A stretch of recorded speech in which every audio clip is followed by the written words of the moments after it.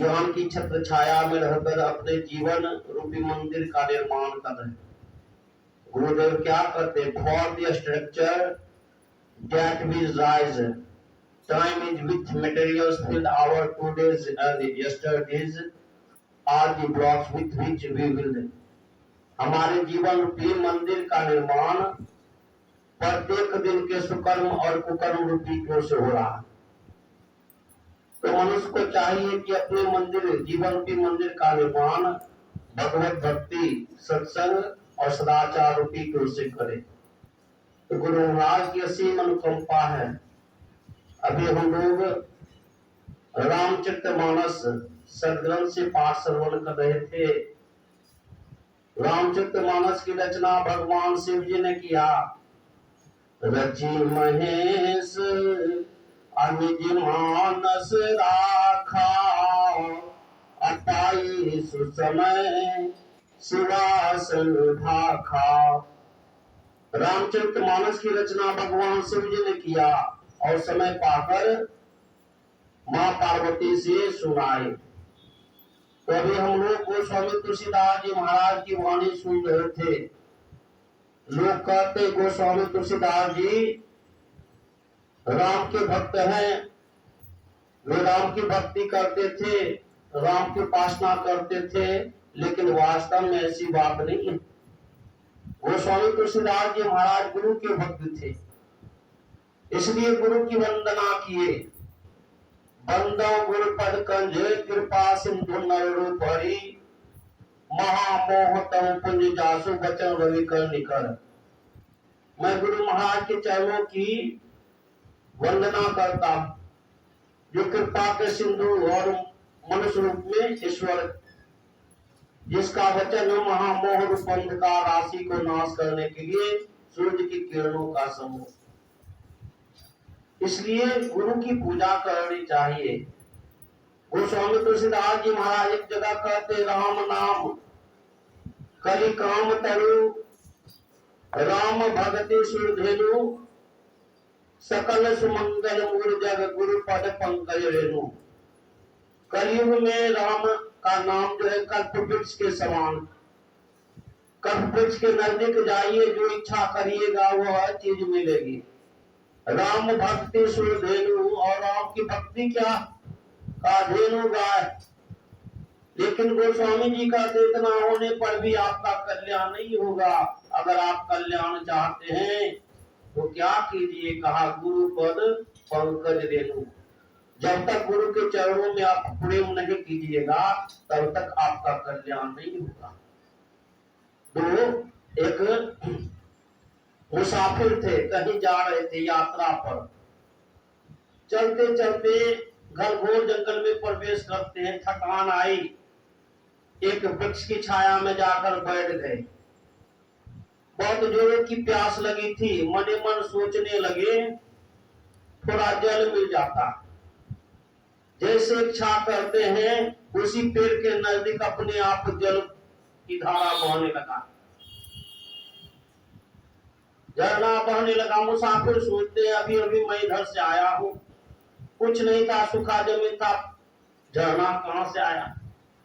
लेकिन को प्यास लगी थी, अतः आगे बढ़े, कुल्लाचमन किए और भर पेट पानी पीते। फिर आकर उसी पेड़ की छाया में बैठ गए। फिर इच्छा हुई, भूख लगा है, थोड़ा भोजन मिल जाता। जैसे इच्छा किए 56 प्रकार का भोजन परोसा हुआ थाल में उनके पास आ गया। अब आश्चर्य हुआ, लेकिन भूख लगी है, इसलिए भर पेट भोजन किए। अब भोजन करने के बाद उनको जम्हाई आने लगी, नींद आने लगा। सोचे कम से कम यहाँ एक पलंग आ जाता। जैसे सोचे एक गद्देदार मखमली पलंग भी आ गया। वे मुसाफिर उस पलंग पर आराम से चाचित होकर लेट गए, सो गए और मनोभावना में कामनाओं के पीछे दौड़ रहे। सोचते हैं ऊपर चिड़िया है, कहीं मेरे ऊपर पीट ना कर दे, कम से कम यहाँ है वो कप्पर घर बन जाता, कपड़ा का घर। जैसे सोचे वहां एक कपड़े का घर बन गया। अब यह तो अच्छी अच्छी कल्पना है, अब मन सोचने लगा, बेचारे सोचते हैं जंगल है, मैं अकेला हूँ और जंगल में बाघ रहता है, सिंह रहता है, कहीं आकर मेरा पेट फाड़ डाले तब क्या होगा। जैसे सोचे दूसरे तरफ से एक सिंह गरजते हुए आया और मुसाफिर का पेट फाड़ डाला। तो कहानी का भाव, कल्प वृक्ष के नजदीक जाने पर भी जीव का कल्याण नहीं। इसलिए गोस्वामी तुलसीदास जी महाराज कहते हैं, अगर आप सभी तरह से उद्धार पाना चाहते, कल्याण पाना चाहते हैं तो क्या कीजिए, गुरु पद पंकज रेणु। संत चरणदास जी महाराज कहते हैं, हरि सेवा कृत 100 बरस, नहीं गुरु समान तिहु लोक में और ना दिखे कोई। गुरु के समान तीनों लोकों में कोई नहीं और ना दिखे कोई। नाम लिया पातक नशे, गुरु का केवल नाम लेने मात्र से जीव के जन्म जन्मांतर के पाप खत्म हो जाते। मैंने पढ़ा था, मास्टर साहब पढ़ाते संस्कृत में कि गुरु पापात्रायते, गुरु पाप से रक्षा करता है। तो गोस्वामी जी कहते हैं, नाम लिया पातक नशे, ध्यान किए हरि होय। गुरु के प्रताप से मिटे जगत की व्याध, राग द्वेष दुख ना रहे उपजे प्रेम अगाध। सतगुरु मेरा सूरमा, करे सबद की चोट, मारे बोला प्रेम का ढरे भ्रम की खोट। सतगुरु के मारे हुए बहुरी न उपजे आए, 84 बंधन छूटे हरिपद पहुंचा जाए। आगे कहते हरि सेवा कृत 100 वर्ष, कोई 100 वर्ष तक हरि की सेवा करे। कहते गुरु सेवा फल चार, चारे फल गुरु की सेवा करे, तो भी नहीं बराबरी वेदन कियो विचार। आवश्यकता है गुरु भक्ति करने की। कबीर साहब कहते, सब धरती कागज करूं, लेखनी सब बन राय, आसाद समुद्र की मसी करूं, गुरु गुरु लिखा ना जाए। कोई पूरे धरती को कागज बना दे ना, इतना विशाल धरती कागज बना दे, और जितना धरती पर पेड़ पौधे हैं उसको कलम बना दे, लेखनी सब बन रहा है, और स्याही कहां से आएगा, तो कहा 7 गो महासमुद्र है धरती पर, महासागर है, 7 समुद्र की मसी करो। 7 समुद्र को स्याही बना दे, फिर भी गुरु के गुण को नहीं लिख सकता। सतगुरु की महिमा अनंत, बहुत अनंत। इसलिए आवश्यकता गुरु की पूजा करने की। जिस तरह हाथी के पद चिन्ह में दुनिया के तमाम जीवों का पद चिन्ह समाहित हो जाता है, जितना भी जीव है सब जीव का पद चिन्ह समाहित हो जाता है। उसी तरह गुरु की भक्ति करने से, गुरु की सेवा करने से तमाम इष्ट प्रसन्न हो जाते, खुश हो जाते। इसलिए हम लोग सुन रहे थे भजन में, क्या सुन रहे थे, देवी देव समस्त पूर्ण ब्रह्म, परम प्रभु गुरु में करे निवास, कहत है संत सब। जितने भी देवी देवता है सब के सब गुरु के अंदर में निवास करते। एक कामिल फकीर थे। देखिए गुरु की कृपा कब होती है, किसके ऊपर होती है। एक कामिल फकीर अपने शिष्य को एक अनार दिए और कहा, लो ये अनार ले जाकर नवाब को दे देना, और कहना समूचा अनार नवाब खा जाए। तो लेकर गए, उस समय नवाब मजलिस में बैठे हुए थे, लेकर गए, कहा लो तुम्हारे लिए मुर्शद ने भेजा है और फरमाया है समूचा अनार खा जाने के लिए। तो गुरु का दिया हुआ प्रसाद है, बेचारा तुरंत उसको फाड़ा। अब फाड़ कर 4 दाना निकाल कर मुंह में डाला। इतना न खट्टा था ना, इतना न खट्टा, ना निगलते बनता है और ना थूकते बनता। गुरु का प्रसाद कैसे थूके। किसी तरह दम साध कर घोट गए और कहते चले जाइए, पीछे खा लूंगा। तो कहा नहीं जी, हुजूर फरमाए समूचा अनार खिला के आने के लिए और खाइए।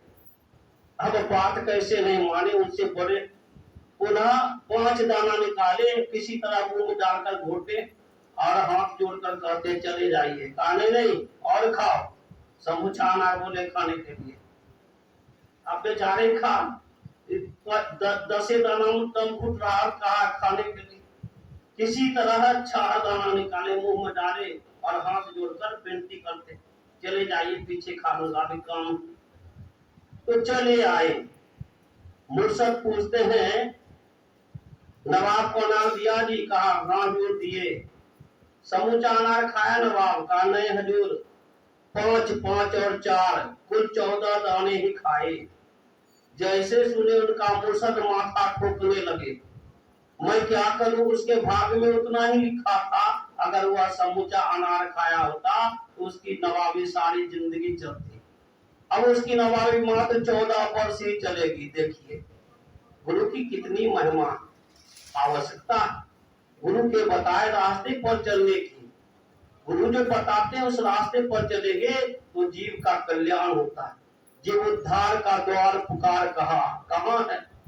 गंगा जी में, सिमरिया घाट में की बोलबम में। जीव उद्धार का द्वार पुकार कहा, कहाँ? घट भीतर ही सत संतों ने, आपके अंदर में वह रास्ता। इसलिए कबीर साहब कहते गुरुदेव के भेद को जीव जाने ना। यह अज्ञानी जीव है, सख्त जीव है, जन्म जन्मांतर से विषयों में पड़ा हुआ जीव। कबीर साहब इसको धिक्कारते। गुरुदेव के भेद को जीव जाने नहीं, जीव तो आपने बुद्धि ठाने। गुरुदेव तो जीव को काढ़ी भव सिंधु दे, सुख के सिंधु फेरी आने। बंद कर दृष्टि। कैसे? ऐसे नहीं, गुरु महाराज कहते बंद कर दृष्टि। यह जो दृष्टि है इसको बंद कीजिए। जब तक बंद नहीं कीजिएगा तब तक घट बीच अजब तमाशा है साधु, ये दिखाई नहीं पड़ेगा। बंद कर दृष्टि फेरी अंदर करे, घट का पाठ गुरुदेव खोले। सब कुछ आपके अंदर में, आवश्यकता अंदर में चलने की, गुरु के बताए रास्ते पर चलने की। जो चलता है उसका कल्याण होता है। जो मार्ग सुरति साबु दिखावे, ते मग चलत सबे सुख पावे। पावई सदा हरि सुख संसार आशा तजी रहे। सपनहु नहीं दुख द्वैत दर्शन, पाठ कोटि होकर। हमारे गुरुदेव साधारण नहीं थे। सदगुरु की असीम कृपा है जो इस कलिकाल में ऐसे संत का अवतार हुआ। और जिन्होंने, गुरुदेव क्या करते, जिन्होंने हमको गुरु मान लिया, उसके कल्याण के लिए मैं बारंबार धरती पर आऊंगा। मैं सदा के लिए मोक्ष नहीं चाहता, मैं सदा के लिए मोक्ष नहीं चाहता। कितनी कठिन तपस्या करके गुरु महाराज उस ज्ञान का प्रचार किए, बहुत दुख सहे और उस ज्ञान को हासिल किए और लोगों के बीच में प्रचार किए। एक थे लाल सखे जी महाराज, श्री सदगुरु हरिद्वार से आ रहे हैं गुरु महाराज का दर्शन करने के लिए।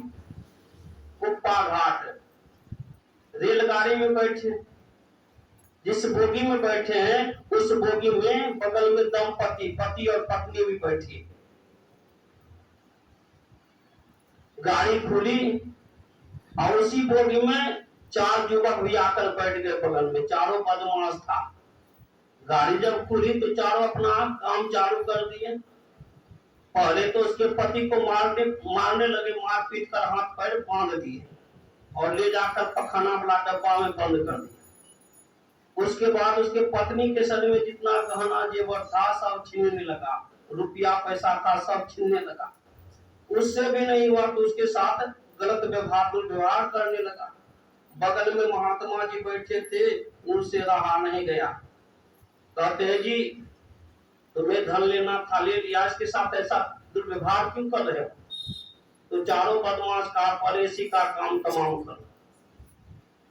तो एक एक बदमाश उनके एक एक हाथ को पकड़े और एक एक पैर को पकड़े और ले गए डब्बा को गेट के पास। रेलगाड़ी का जो गेट होता वहां ले गए। चलती हुई ट्रेन से उनको फेंक दिए। वे बेचारे मने मन गुरु महाराज का चिंतन करते हैं। हे गुरु महाराज, मैं तो आ रहा था आपका दर्शन करने के लिए, ये बीचे में क्या हो गया? गुरु का जप कर रहे। अब देखिए रेलगाड़ी के पटरी के नजदीक क्या रहता है? बोलिए आप लोग, पत्थर रहता नहीं। लेकिन वे जैसे गुरु महाराज कि विनती किए, प्रार्थना करते। एकाएक वे जो गिरे, धान का पुआर था, पुआर के घेर पर धब से गिरे, उठकर खड़े हो गए। अब पीछे गार्ड देखा कोई फेंकाया जा रहा है, गाड़ी को रुकवाए और दौड़े। कहा महाराज आपको कुछ हो किया? कहा हमको कुछ नहीं हुआ, पुराना बोगी में जाकर देखिए, कुछ बदमाश एक महिला के साथ व्यवहार कर रहा, उसके पति को मारकर पखाना के डब्बा में बंद कर दिया। तो पुलिस लोग दौड़े और उनके पति को, पहले तो बदमाश को पकड़े, फिर उनके पति को निकाले। इस तरह महात्मा जी भी बोगी में जाकर बैठ गए। और जब भागलपुर पहुंची गाड़ी, तो महात्मा जी गए कुप्पा घाट आश्रम, स्नान वगैरह करके गए गुरु महाराज को प्रणाम करने के लिए। गुरु महाराज बैठे हुए थे, जैसे प्रणाम करते गुरु महाराज इनको गौर से देखते और क्या कहते, जाको राखे साइया मार सके ना कोई, बाल ना बाका कर सके जो जग बैरी हो। ये रोने लगे जोर जोर से और कहते, हुजूर यह घटना तो हमारे साथ ही घटी है। आवश्यकता गुरु को सुमरो मीत क्यों अवसर खोवो। जब तक हम उनके बताए रास्ते पर नहीं चलेंगे कल्याण नहीं होगा। भी सुन रहे थे हम लोग, बंदो गुरु पद अपद मुल पड़ागा, असुरुचि सुवास सरस अनुरागा, अमी अमूरी में चूरन चारू, समन सकल भव रुज परिवारू, सुकृति संभूतन विमल विभूति, मंजुल मंगल मोद प्रसूति, जनमन मंजू मुकुर मद हरणी, किए तिलक गुणगन बस करणी। गुरु महाराज का चरण कैसा, चरण रज में अमृत मिश्रित जड़ी का सुंदर चूर्ण, नख मणिगण ज्योति, वह कहाँ है आज्ञा चक्र है 10वां द्वार। जब तक 9 द्वार में है हमारी वृत्ति मलिन, कितना भी हम आप कुछ कर ले, कितना भी साबुन सेंट लगा ले, कितना भी हम आप स्वच्छ बन जाए, लेकिन हम आप अपवित्र, गंदगी से भरा हुआ है। गुरुदेव कहते कार्तिक काया नीच माया, जब तक 9 द्वार में है ये नीच के संग, नीच माया मूत्र बुद्ध से है बनो, माही पूरन मलन सो जो जाए नहीं सकलू गनो। जब 10वें द्वार में हमारी वृत्ति प्रवेश करती है तो वहां जाकर वृत्ति पवित्र हो जाती है और वहीं वह ज्योति झलकता, वही ज्योति छटकती। गुरु नानक देव जी क्या कहते, दिन मही रैनी, रैनी मही दिनी, अरूप उषा सिद्धि विधि सोई, ताकि गतिमति और न जाने गुरु बिन समझ ना होई। गुरु नानक कहते हैं दिन में रात करो और रात में दिन करो, उष्ण में शीत करो और शीत में उष्ण करो, लेकिन इसका भेद कैसे जानेंगे? गुरु बिन समझ ना होई। उष्ण किसको कहते और शीत किसको कहते, रात किसको कहते, दिन किसको कहते? जब तक सच्चे गुरु नहीं मिलेंगे तब तक वह पता नहीं चलेगा, तब तक वह पता नहीं चलेगा। हमारे अंदर में 2 धारे हैं, एक निगेटिव है और दूसरा है पॉजिटिव। इसी के लिए कहते, एक बंगाली महात्मा कहते, बाई ईड़ा नाड़ी, शरीर के अंदर में 72 करोड़ नाड़ियां, 72 करोड़ में 999 प्रधान नाड़ियां हैं, 999 में 101 नहीं, कितना 101 प्रधान नाड़ी, और 101 में 3 नाड़ी, ईड़ा, ईड़ा भगवती गंगा पिंगला यमुना नदी, ईड़ा पिंगलो मध्य सुषमना सरस्वती। ऋषि कह रहे हैं दिन मही रैनी, दिन में रात की दी, बाएं ईड़ा नाड़ी दक्षिणे पिंगला, रज अष्टमो गुणे कोटे छिखेला, मध्य सुषमना पिंगला धोर धोर तारे सादरे। कहते आदर से पकड़ो, आरो केनो मन भर में छे बाहरे, चलना आपन अंतरे, मन का स्वभाव है बाहर दौड़ना, अंदर में जो सुख है उस सुख से वो वंचित। गुरुदेव क्या कहते, विषयों में ही मन लागे, सत्संग से हटि भागे, मुंह को करो सभागे सत्संग में लगा दो, जब जाप जपन लागू तब ध्यान में जो पागू, चिंतन सभी तब जागू ऐसी लगन लगा दो। तो मन भागता जब तक 10वीं गौर में जाकर उस अमृत का पान नहीं करेगा तब तक मन स्थिर नहीं होता। सुखमन के झीना नाल से अमृत की धारा बही रहे, वहां अमृत की धारा बह रही। मीन सूरत धार घर भाषा से सिरा चली रही, लेकिन यह होता नहीं। आवश्यकता है पहले भोजन को सुधारें, खान पान को प्रथम सुधारो, तब रस रस अवगुण सब मारो। ध्यान करना चाहते हैं, सूरदास जी महाराज क्या करते, आहार शुद्धो सत्य शुद्धि दुर्वास मिलता। जब तक हम आपका आहार शुद्ध नहीं होगा तब तक बुद्धि शुद्ध नहीं होगी, और जब तक बुद्धि शुद्ध नहीं होगी तब तक स्मरण शक्ति शुद्ध नहीं। आहार दृढ़ आसन दृढ़ भजन नियम दृढ़ होय, तब प्राणी पावे कछुक नहीं तो रहे विषय रस मोय। पहले आहार को शुद्ध कीजिए।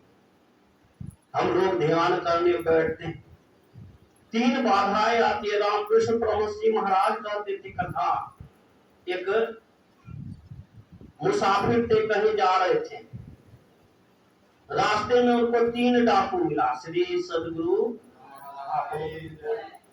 3 डाकू मिला। एक डाकू का इसका सारा सामान छीन लो, इसको मारकर फेंक दो, नहीं तो दूसरा डाकू कुछ दयालु था, कहा राम राम ऐसा मत करो, बेचारा गरीब आदमी, अरे जीवित रहेगा तो कमाकर भी खाएगा, सारा सामान छीन लो और इसको गाछ में बांध दो, मुंह बांध दो, हल्ला नहीं करेगा। तो तीसरा डाकू से विशेष दयालु था, कहा राम राम, एक तो बेचारा कमा कर आ रहा है, सारा सामान छीन लोगे, गाछ में बांध दोगे, कितना बड़ा पाप लगेगा, इसलिए इसका सारा सामान छीन लो और इसको छोड़ दो। तो दोनों डाकू का एक काम तुम्ही को करना पड़ेगा, नहीं ये काम तुम्ही को करना पड़ेगा। कहा चलो यह भी सही। तो सारा सामान छीन लिया और तीसरा डाकू उसको लेकर चले कुछ दूर और कहा देखो वह तुम्हारा घर है, चले जाओ। तो मुसाफिर हाथ जोड़कर कहते महाराज आपने हमारी जान बचाई, इसलिए चलिए मेरे घर, मैं आपका कुछ स्वागत सत्कार करना चाहता हूँ, सेवा करना चाहता हूँ। तो कहा नहीं, मेरा काम था केवल रास्ता दिखाना, मैं तुम्हारे साथ जाऊंगा नहीं। कहानी का भाव कथा सुनाए रामकृष्ण परमहंस जी महाराज।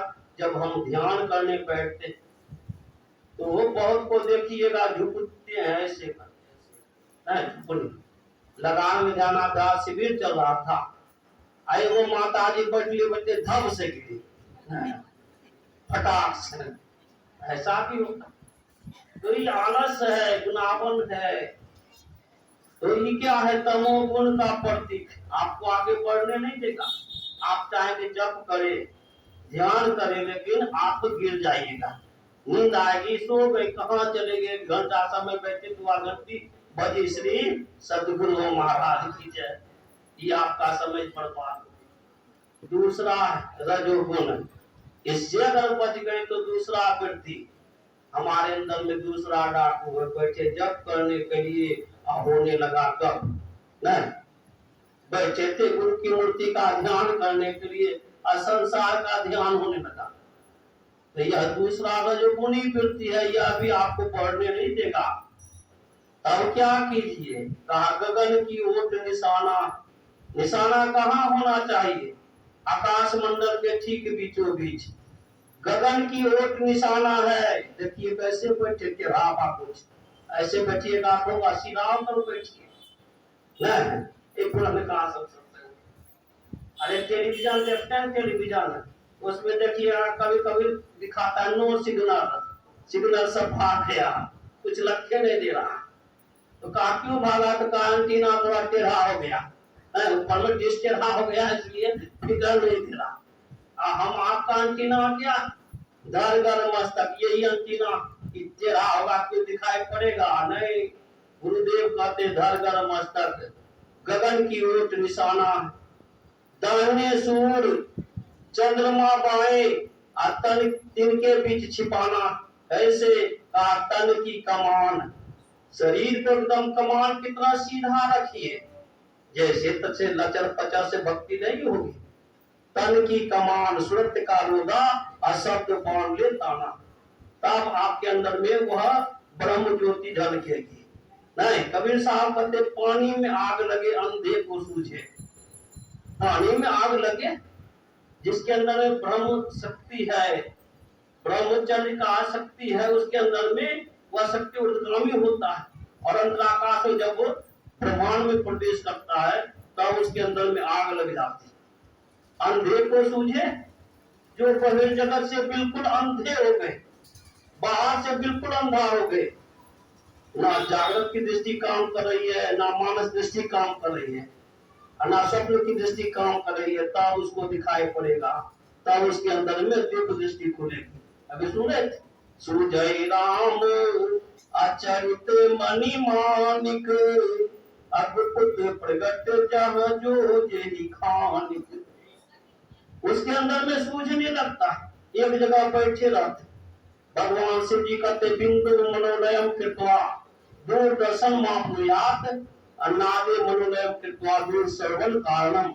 जो अपने मन को बिंदु में टिका देता है, एक जगह बैठे बैठे देखते, तीनों लोगों को देखते, एक जगह बैठ कर देखते, उसके अंदर में सिद्धि आ जाती है। आंख बंद किए, वहां क्या हो रहा पता। गुरु महाराज कृपा घाट आश्रम में बैठे थे, कुछ लोग पूछते हुजूर दिव्य दृष्टि से पता चल जाता है कि वहां क्या हो रहा है, दूसरा कमरा में क्या हो रहा है? तो गुरुदेव कहते हाँ जी पता चलता है। तो गुरु महाराज कहते महाराज हम लोग को कैसे विश्वास हो? तो गुरु महाराज कहते देखो दीवार है, चाहा दीवार उस पार में जाकर देखो, 3 गाय चल रही है, एक वो उजली गाय, एक वो चितकबरी गाय और एक काली गाय। यहाँ बैठे गुरु महाराज बोले, और उसी में से वो युवक दौड़ते हुए गया और देखता के में 3 रंग का गाय। तो एक जगह बैठे बैठे वह सारा दृश्य देखता। अवस्था उस दिव्य दृष्टि को खोलने की, ये दिव्य दृष्टि करने से नहीं खुलता, करने से खुलता। बाहरी ख्यालों को भगाइए, मन में जैसे जैसे ख्याल आए उसको भगाइए। जह जह मन भग जाए ताहि ताहि तत्क्षण फिर आई लगाई देह में आपको वह सुगंध मिलेगा। 9 द्वारों से जैसे जैसे पृथ्वी 10वें द्वार में प्रवेश करेगी, वहां आनंद की वर्षा होती। आनंदे आनंद बाढ़े प्रतिक्षण, दर्शनेन्द्रिया था के शून्य बंधन, अभी सब घुट घुट कर मर है। नहीं, परिवार में है उससे बैर, उससे चिंता, उससे लड़ाई, उससे झगड़ा, ये हमारी चित्त जो है घुट घुट कर मर रही। लेकिन जो 10वें द्वार में अपने व्यक्ति को घुसा दिए, वहां आनंद की वर्षा हो रही। आनंदे आनंद बाढ़े प्रतिक्षण, दर्शनेन्द्रिया था के शून्य ते बंधन, रिपुजय पराजय सकली आनंदमय, अनुभव मात्र आर पाए सहले। जे मोन जीवने जीवन थाके ना, 3 दिन पड़े त्रिगुणे पड़े सोते, जो देते डुबिल प्रतिमा। की बोले बुझा बुझाते पारे ना, पार्वती चोले मिले कैलासे, निश्चय सती कुतस्थ पुरुषे, सुखे की दुखे देहर से विसादे, के आमी हमारा मन आसे। तो उस अवस्था में प्रवेश करना है, इसी के लिए शिविर लगा है। यहाँ तो हम लोग अभ्यास कर रहे, लेकिन एकांत में बैठिए जहाँ कोई शोरगुल ना है, एकांत में बैठकर तब भजन कीजिए, और ये भजन आपके अंदर में वो अनुभूति दिलाएगा। थोड़ा सा भी अनुभूति हो जाएगा तो मन उधर खिंचाएगा। स्वामी विवेकानंद जी महाराज कहते थे, एक अध्यवसायशील साधक कहता है मैं चुल्लू में समुद्र को उठाकर पी जाऊंगा। नहीं, जो साधना करते उसके अंदर में शक्ति आती, वो इच्छा करते हैं कि मैं चुल्लू में समुद्र को उठाकर पी जाऊंगा, मेरी इच्छा से पर्वत चूर चूर हो जाएंगे। इतना शक्ति आता है, उतना उसका आत्मबल बढ़ता। तो आवश्यकता भजन कीजिए। गुरु महाराज कहते थे भजन करो, भजन करने से परिस्थिति का निर्माण होता है। ये संत मत का सार ज्ञान थोड़े से शब्दों में आपके बीच रखा। बोलिए श्री सदगुरु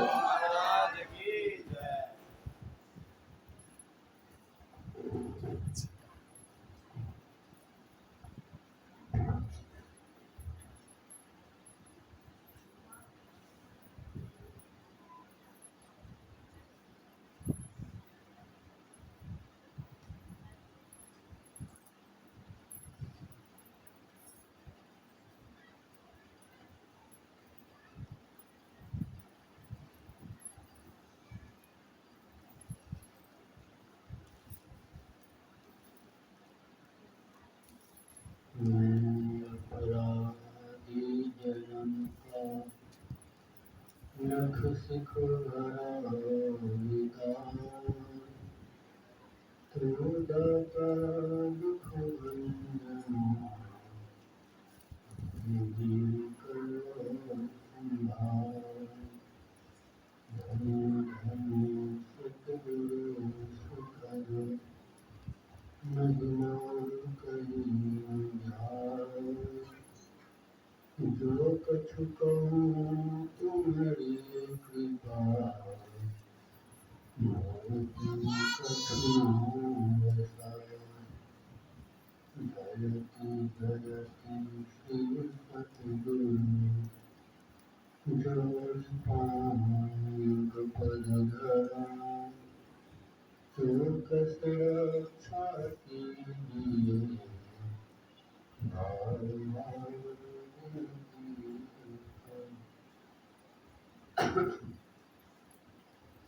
एक बार हम लोग परमाराध्य श्री सद्गुरु महाराज की जय जयकार करें।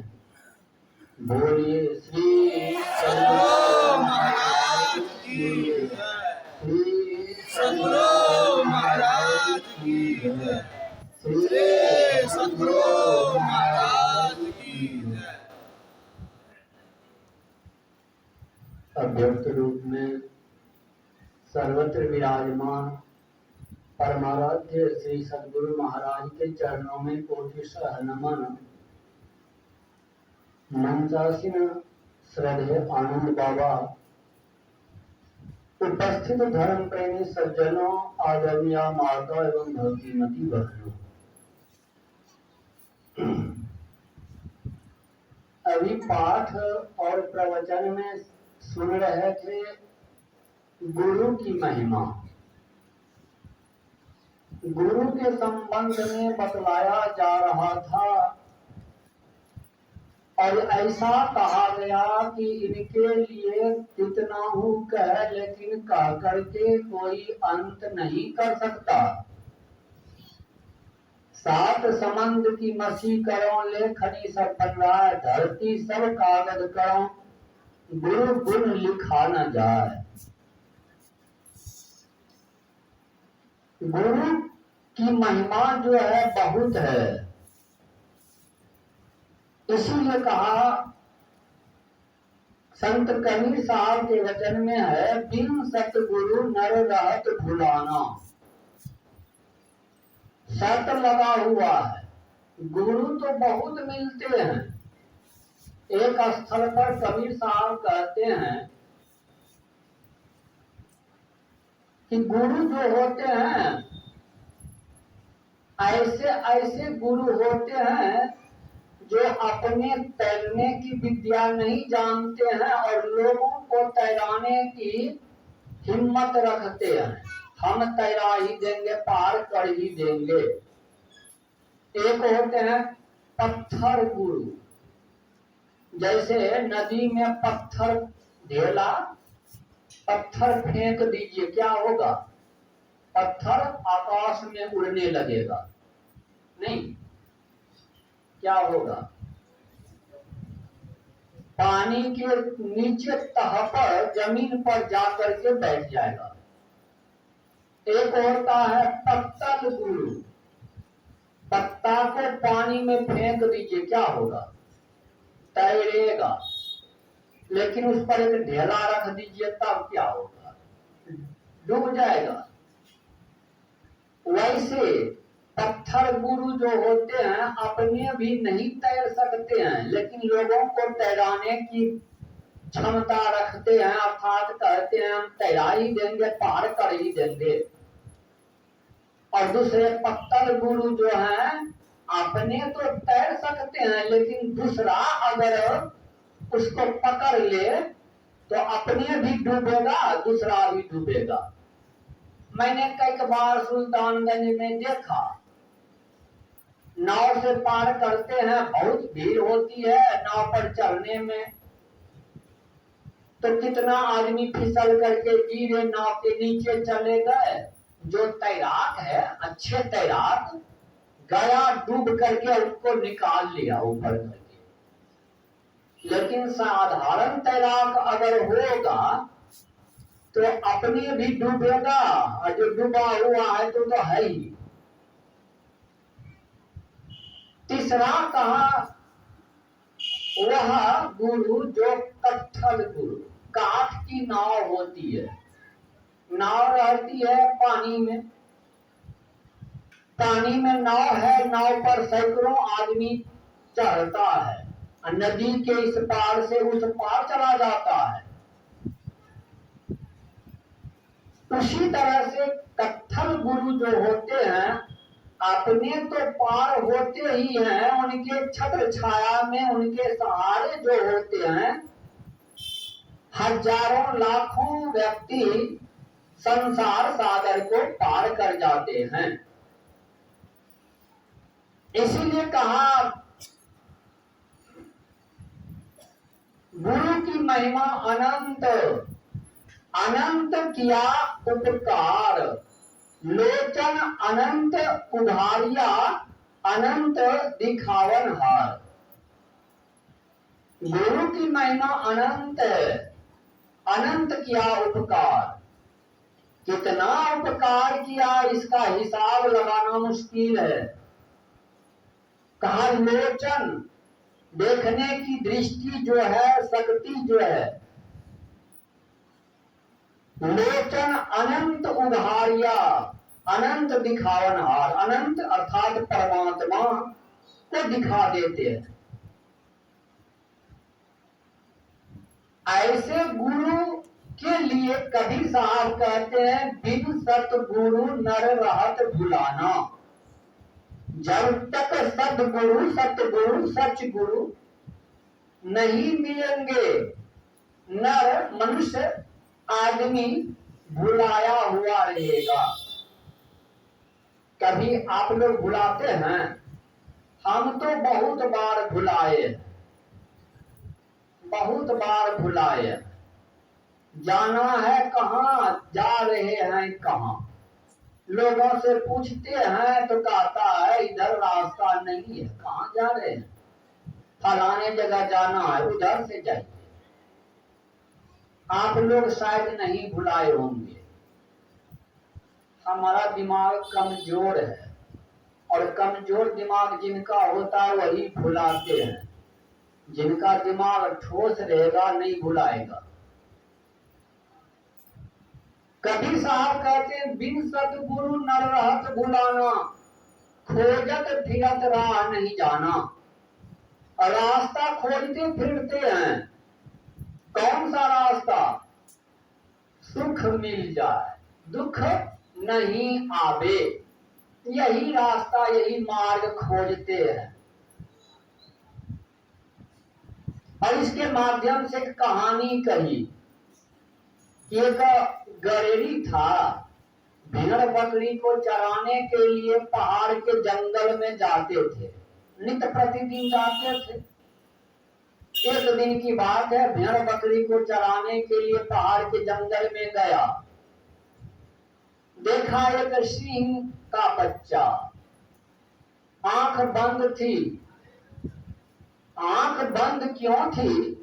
संत महात्मा लोग कहते हैं एक मांसाहारी प्राणी होता है, एक शाकाहारी प्राणी होता है। मांसाहारी प्राणी जो होता है, जन्म के समय उसकी आंख बंद होती है। मांसाहारी प्राणी के शरीर से पसीना नहीं निकलती है। मांसाहारी प्राणी जब चलते हैं तो उसकी एड़ी जमीन पर पूरी पूरी नहीं बैठती है।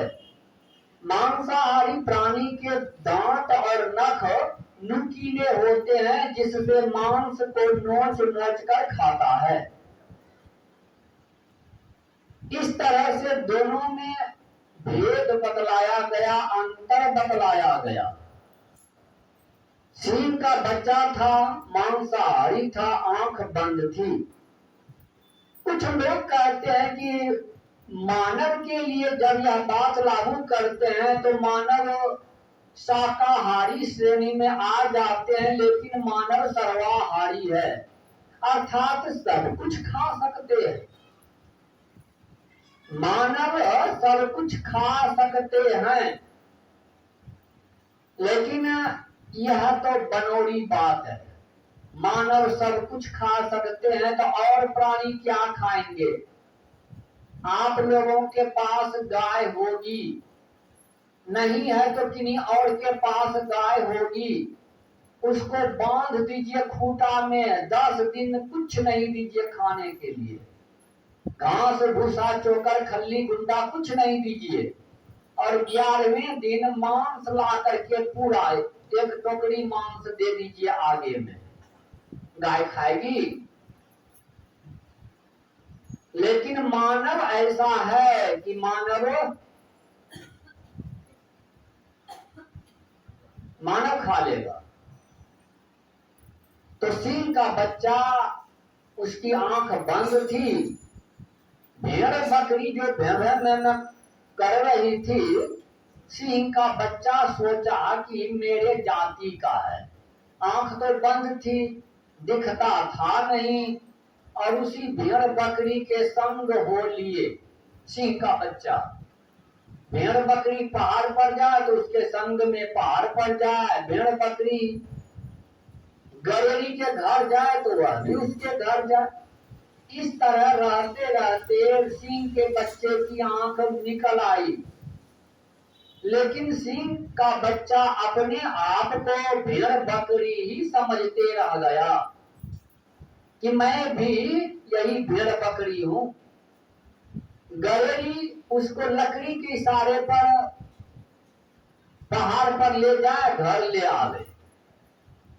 एक दिन की बात है, जंगल में एक सिंह ने देखा इस दृश्य को, मेरे जाति का सिंह का बच्चा और भेड़ बकरी के संग में रह रहा है, गलेरी उसको नचा रहा है। क्रोध आया, किस पर? गलेरी पर नहीं, भेड़ बकरी पर नहीं, बल्कि अपने जाति भाई पर क्रोध आया। मारा झपट्टा, भेड़ बकरी भाग गई, गलेरी भागा, और संग में सिंह का बच्चा भी भागा। सिंह का निशाना तो था अपने जाति को पकड़ना, उसने अपने जाति के बच्चे को कस के पकड़ा, कहा मूर्ख तुम कहां? डर के मारे थर थर करने लगा। कहा डरो मत, जो मैं हूं वही तुम भी हो। नहीं महाराज, हम तो भेड़ बकरी। अरे तुम भेड़ बकरी नहीं, तुम भेड़ नहीं हो, तुम शेर हो। नहीं महाराज, हम शेर नहीं, हम भेड़ हैं। कहा ऐसे नहीं मानेगा, चाहे भेड़ हो चाहे शेर हो, अपना चेहरा तो किसी को दिखता है नहीं। पूरे शरीर भले देख लीजिए, लेकिन चेहरा तो नहीं देख सकते हैं। ले गया नदी किनारे, नदी में पानी की परछाई में दिखाया कि देखो तुम्हारा चेहरा और मेरा चेहरा एक है या दो है। देखता है तो जैसा यह सिंह है वैसा ही मैं हूं, तुम भी सिंह हो, जैसे मैं दहाड़ता हूं तुम भी दहाड़ो। अरे वह भेड़ बकरी, वह गलेरी क्या, बड़े बड़े हाथी तुमको देखकर पलायन कर जाएगा, भाग जाएगा। यह तुम्हें क्षमता है। अगर विश्वास नहीं है तो चलो दिखाते हैं। हाथी का एक झुंड जा रहा था, बड़ा सिंह जो था एक हाथी पर मारा, कस के छलांग चढ़ गया और चीर फाड़ करके रख दिया। कहा यह क्षमता तुम में भी है, तुम भी दहाड़ो। और जैसे छोटा सिंह ने दहाड़ा, वह भेड़ बकरी भाग गई, गलेरी भाग गया। संत महात्मा लोग कहते हैं ठीक उसी तरह से हम परमात्मा रूपी सिंह के संतान हैं, बच्चे हैं। संसार में जो भेड़ बकरी, कौन माँ है, पिता है, भाई है, बहन है, सगे संबंधी है, सब के सब भेड़ बकरी है, और इसके संग में रह रहे हैं। शरीर को लीजिए तो शरीर में जो 14 इंद्रियां हैं, सारी इंद्रियां भेड़ बकरी है, और मन जो है यह गलेरी है। यह मन नचाते रहता है, हमको नचाते रहता है, नचाते रहता है। इसके संग में, इसके रंग में हम अपने को ढालते रहते हैं। जैसा मन कहता है वैसा हम करते हैं। आंख से देख रहे हैं कोई सुंदर चित्र को तो मन कहता है देखते रहो, बड़ा अच्छा लग रहा है। कोई अच्छा गाना, फिल्मी गाना है, सुनने में अच्छा लग रहा है कान को, तो कान देकर सुनते हैं। कान देकर सुनते का मतलब क्या? कान काट करके दे देते हैं। कान देकर सुनते मतलब ध्यान देकर सुनते हैं। खाने में कुछ अच्छा लग रहा है तो मन करता है खूब खाएं, खूब खाएं, आज खाए कल भी खाएं, परसों भी खाएं। कुछ पीने में दारू है, शराब है, ताड़ी है, पीने में अच्छा लग रहा है तो मन कहता फिर कल पीना है, फिर कल पीना है।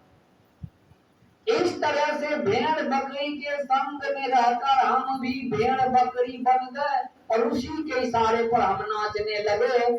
जब उसी परमात्मा, वही परमात्मा जब गुरु के रूप में आते हैं तो हमें समझाते हैं तुम भेड़ नहीं शेर हो। अर्थात तुम जो यह संसार में आकर के माया के जाल में फंस गए हो, तुम इस संसार के रहने वाले नहीं हो। तुम अपने को समझो, जो तुम हो वही मैं हूँ, वही परमात्मा है। तीनों में कोई प्रभेद नहीं है, अंतर नहीं है। अंतर तो तुम मान लिए हो। और अंतर होने का कारण क्या हुआ? जिया जब ते हरि ते बिलगान्यो। जीव जब से परमात्मा से अलग हो गए तब ते देह गेह निज जान्यो। तभी से शरीर को मैं और संसार को मेरा मान लिया। माया बस स्वरूप बिसरायो, के ही भ्रमते नाना दुख पायो। माया के वशीभूत होकर के अपने स्वरूप को भूल गए। मैं कौन, कहां से आया हूँ, क्या करने आया हूँ, पुनः कहाँ जाना है, इन सारी बातों को भूल बैठा और संसार में आकर के रहने लग गया। संत सदगुरु बतलाते हैं कि तुम्हें यहाँ से जाना है। जाना तो पड़ेगा ही, लेकिन जहां जाने के लायक अपने को बनाया होगा वहां जाना होगा। जहां जाने के लायक अपने को बनाएगा वहां जाएगा। जाना तो पड़ेगा ही। और इस मानव के शरीर में कहा नरक स्वर्ग अपवर्ग निसेनी, ज्ञान विराग भक्ति सुख देनी। इसमें नरक में जाने के लिए सीढ़ी लगी हुई है, स्वर्ग में जाने के लिए सीढ़ी लगी हुई है, मोक्ष मुक्ति निजात में जाने के लिए सीढ़ी लगी हुई है। तो जाना तो पड़ेगा ही, लेकिन कहाँ जाने के लायक अपने को बनाए हैं। आपको कैसा गुरु मिला है, सिखलाने वाले गुरु कैसा मिला है, कहाँ ले जाने वाला गुरु मिला है, उनकी बात को मानकर चलेंगे तो वहां चले जाएंगे। इसीलिए गुरु झट से नहीं कर लेना चाहिए। हे बहिंदा है गुरु कह लो या नहीं, क्या लग गुरु रस्तों चलते चलते टेम्पू पर बैठे हैं, ठीक से आवाज भी नहीं सुनाई पड़ती है। बाजार चलते चलते सब्जी खरीदते खरीदते गुरु बना लिए। गुरु कीजिए जान, पानी पीजिए छान।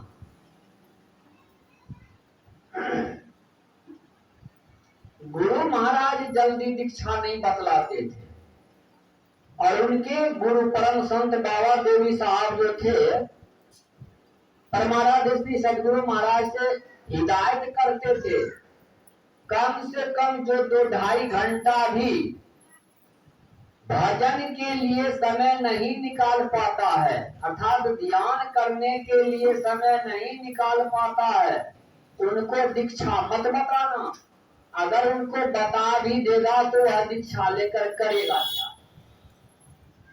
लेकिन परमाराध्य श्री सदगुरु महाराज ने सोचा कि जो 1 रुपया दिन भर में सामान 1 रुपया का बेचा हुआ भी बनिया है, और जो कोई 1 करोड़ का सामान दिन भर में बेचा हुआ भी बनिया ही कहलाता है। तो चलो भाई, किन्हीं को 4 घंटा फुर्सत है तो 4 घंटा ध्यान करेगा, किन्हीं को 2 घंटा फुर्सत है 2 घंटा ही करेगा, किन्हीं को मान लीजिए आधा घंटा भी समय मिला, आधा घंटा भी किया, कोई 10 मिनट भी किया, तो 10 मिनट के लिए तो वह बढ़िया बना।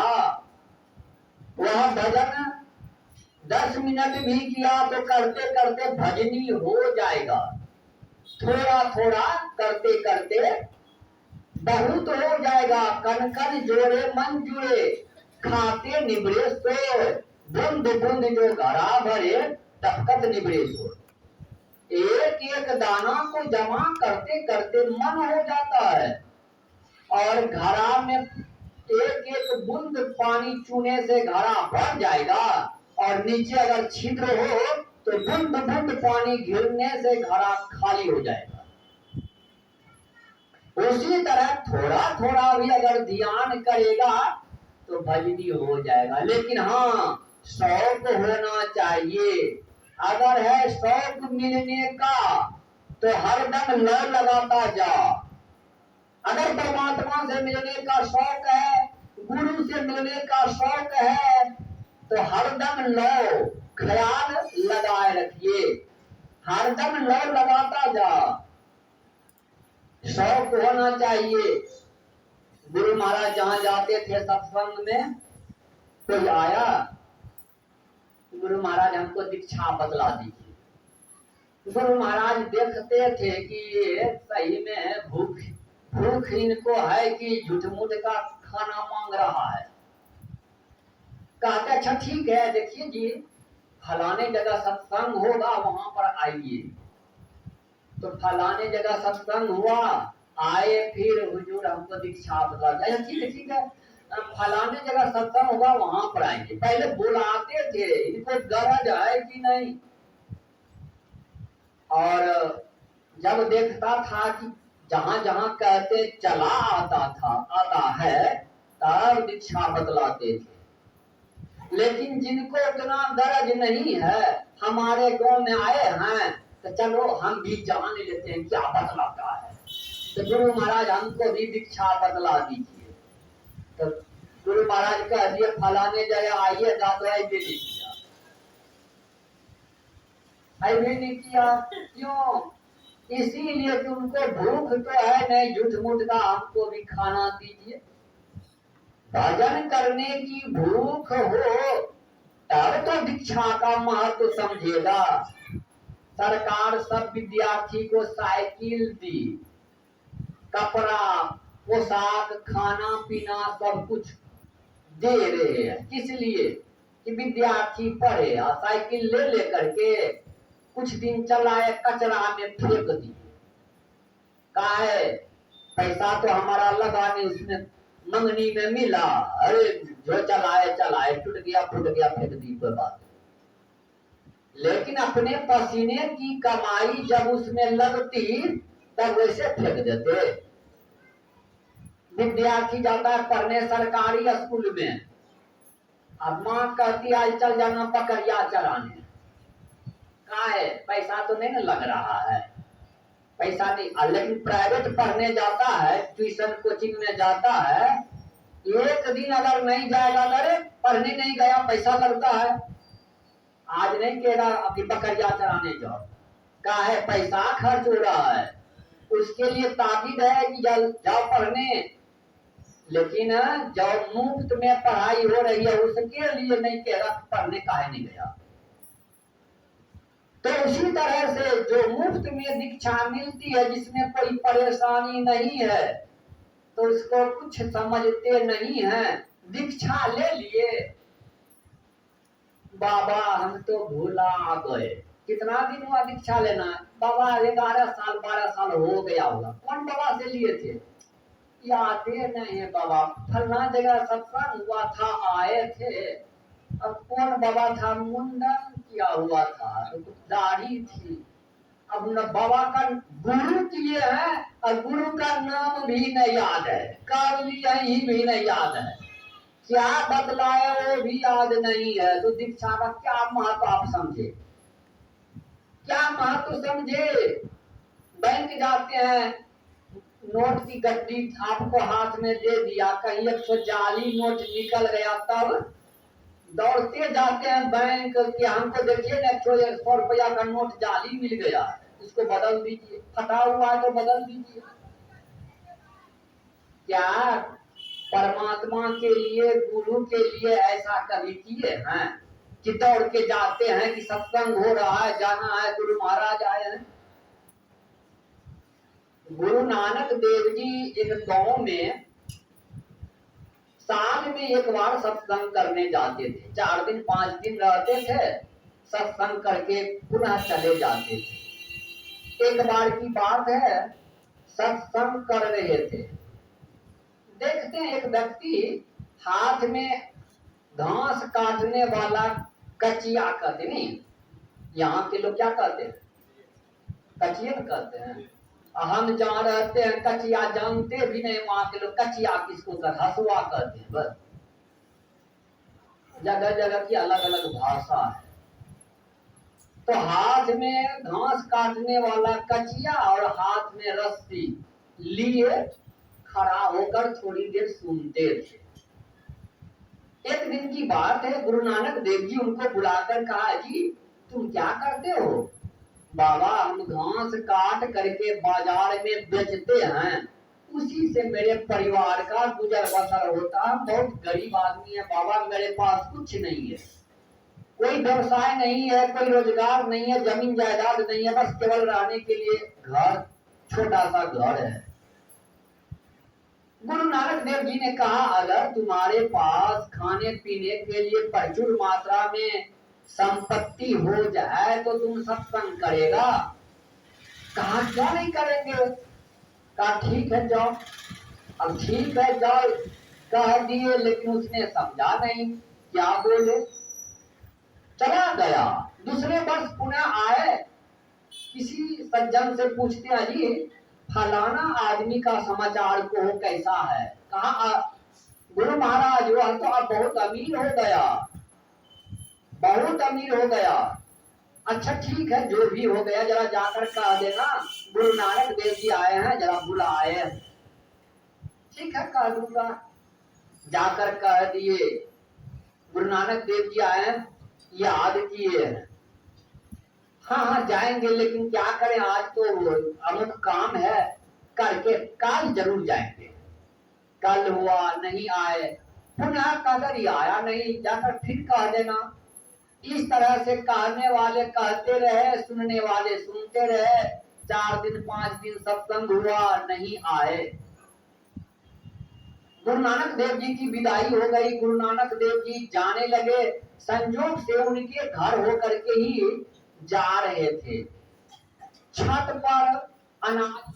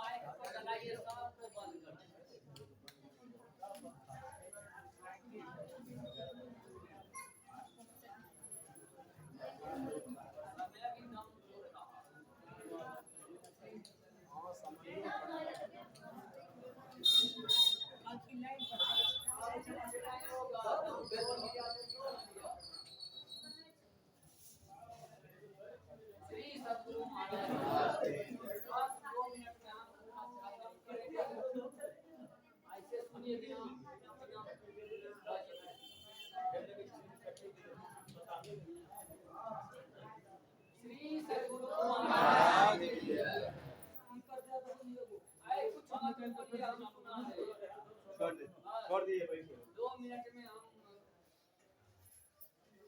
मैं कह रहा था, गुरु नानक देव जी जा रहे थे, ऊपर से देखा अनाज सुखा रहा था, देखा कि गुरुदेव जा रहे हैं, दौड़ के हुआ, गुरुदेव गुरुदेव रुकिए, गुरुदेव रुकिए, आकर के पैर पर, अरे तुमको हम इतना याद ये लोगों को भेजा बुलाने के लिए, तुमने आया नहीं। ना क्या देव इतना हो गया कि हमको फुर्सत ही नहीं हो रही है। गुरु नानक देव जी ने कहा फुर्सत चाहते हो? कहा जी गुरुदेव फुर्सत हो जाए तो ठीक ही है। हाँ हो जाएगी, घबराओ मत। बस सुंदर मुझको भवा नारी संपत्ति मकान फिर हाथ में जो तकिया रस्सी और घास काटो बाजार में बेच दो। जो संत महात्मा की बात को नहीं समझते हैं, नहीं मानते हैं, नहीं पूछते हैं, सुन रहे थे गुरुदेव के भेद को जीव जाने नहीं, जीव तो अपनी बुद्धि ठान है। गुरुदेव तो जीव को काढ़ी भाव सिंधु ते फिर भगवान है। बंद कर दृष्टि को फेरी अंदर करे, घंटा पाठ गुरुदेव बोले कहे कबीर देख संसार में गुरुदेव समान कोई नहीं। तो इसीलिए गुरु का ज्ञान जो है वही गुरु है। अगर ज्ञान को जीवन में नहीं उतारे तो आपके लिए गुरु का कोई महत्व नहीं, और गुरु के पास भी शिष्य के लिए कोई स्थान नहीं। इसीलिए गुरु ने जैसा बतलाया वैसा कीजिए तो आपका जीवन शुरू होगा। बोलिए श्री सद्गुरु महाराज की जय।